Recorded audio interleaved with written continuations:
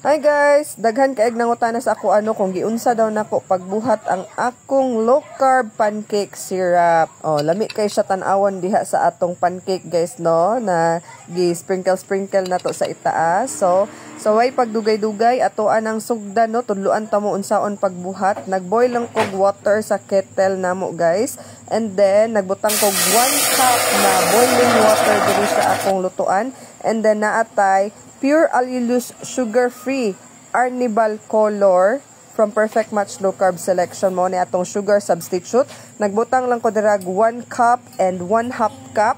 And then nagbutang sad ko 1/4 teaspoon na cream of tartar and 1 teaspoon na vinegar. Kung walay apple cider vinegar, pwede ra ang juice sa lemoncito o juice sa lemon. And then ako alang na siyang gimix-mix diha until ma-dissolve ang allulose. Pagkahuman ana guys no, i-simmer lang ni nato siya for 20 minutes. So mag-set mo og timer diha nga 20 minutes. Unya after 20 minutes guys, mauna ni ang iyahang hitsura. So ako alang siyang gimix og balik no.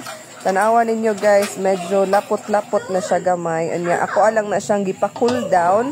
Pagkahuman og cool down, pag dili na init, ako ana siyang gibalhin sa ako ang jar. Mas maayo guys no, after 24 hours pa nimo siya gamiton kay mas munindot ang iyahang consistency nga katong murag gyud bitawg syrup gyud kaayo nga napalit nato sa mga commercial ug mas mo brown pa gyud siya. So yung ana lang gyud siya kadali guys no, buhaton, walang kahirap-hirap. So pagbuhat na.